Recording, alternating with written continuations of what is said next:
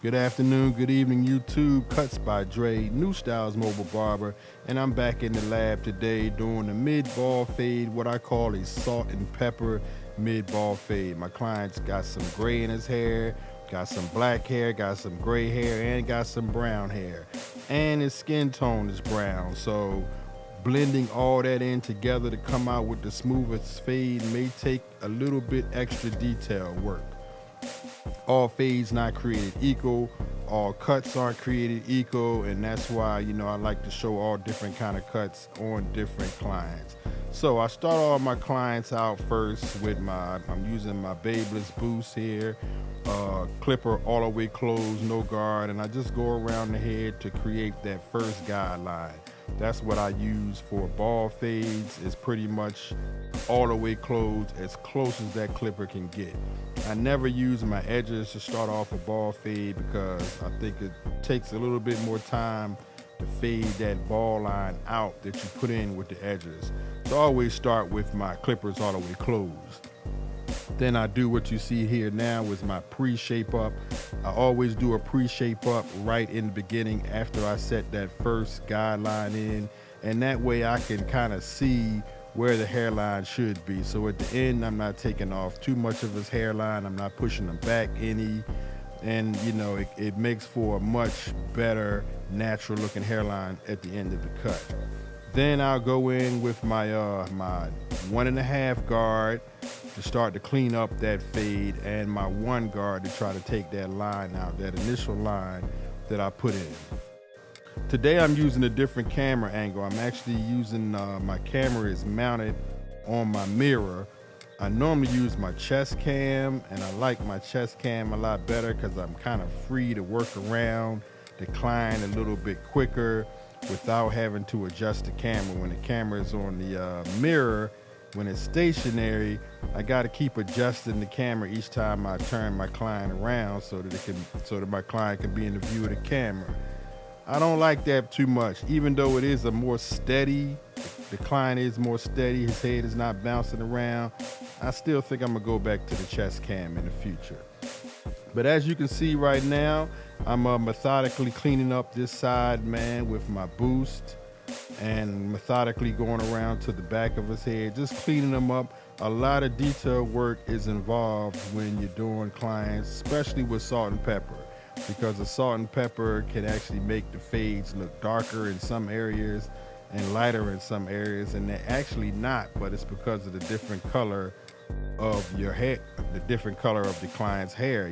It's some parts of his hair is brown, some are black, some are gray. So and with this type of client, you got to do a lot of detail work, always cutting against the flow of the direction of the hair is growing, always going up, always flicking that wrist out. I go between no guard at all, my half guard, my 1 guard, and my 1.5, depending on how high up in the fade that I'm cutting. So as you can see here, I'm starting to take some off the top. Always go, with the grain with clients with thin hair. Start off going with the grain, unless they want a real close haircut and they want it against the grain, that's fine. But as you can see, my client is thinning, so I'm going with the grain, and I normally start with about a 1.5 guard, a 1.5, or even maybe a 2 guard on top, just to see how much hair that'll take off.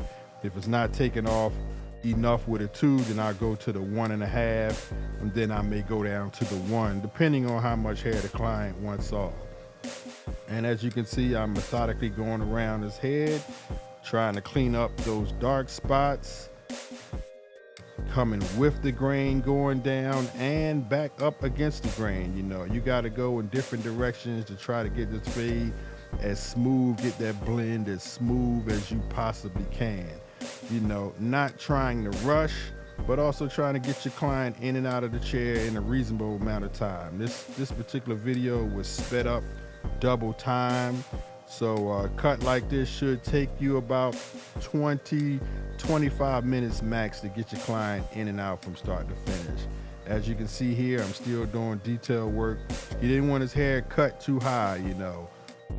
I call Some fades, military fades, is cut real high. This right here, I call this a mid ball fade. So you see it's a little dark in the middle and it gradually blends down towards the end. So as you can see, I got my 1.5 guard on now. I'm going up against the grain, combing the hair down in the direction that it's growing, and cutting against the grain against the direction that it's growing. So methodically going around my client once again, trying to get any of these dark imperfections out. And I'm using my boost. As you can see, that's the main clipper that I use. Now, towards the end of the cut, this is when I actually start to ball my client. I'm using my trimmers, my boost trimmers, to ball the client. And I do this at the end because it doesn't put another ball line in. If you notice, I'm balling the client and you don't see any more extra ball lines that I got to work out in. Very low at the bottom. I'm flicking out of the wrist so that I don't create any more extra lines, any more extra work.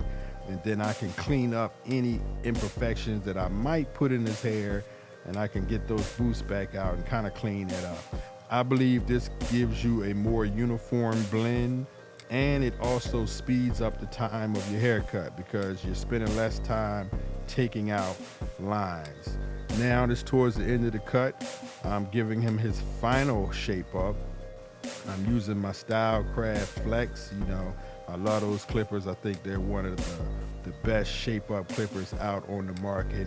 And I pretty much use them to, to do around the mustache, beard, any place where you want a sharp line. But make sure you got an extra set of clippers for your kids, because these clippers can be too sharp for sensitive skin and kids. Now towards the end, I'm giving him a little highlight with my airbrush gun, using some Tune 45, no drip in there, just lightly. I don't like to overdo it with the highlights, just lightly so that it still looks natural. And then after the highlights, I like to give my customer what I call my powder line. That powder line helps define the hairline even more, and it also lets the hair stand up on the forehead, hair that you thought you cut, but you didn't. You didn't actually see it until that powder hit it. That white powder hit that hair, and it'll stand up, and you'll actually be able to see that hair on the forehead, and it'll let you cut it a lot better, let you see it a lot better. And then I'll come back and I'll clean the talcum powder pretty much all the way off. As you can see here now, I brush it all the way off and clean it up. So that's pretty much my fade right here. This is what I call my salt and pepper fade, doing a little highlight, little detailing at the end. But this is what I call my salt and pepper fade on my client. Make sure you subscribe to the channel. Make sure you like the video. Once again, Cuts by Dre, New Styles Mobile Barber. Thanks for checking me out.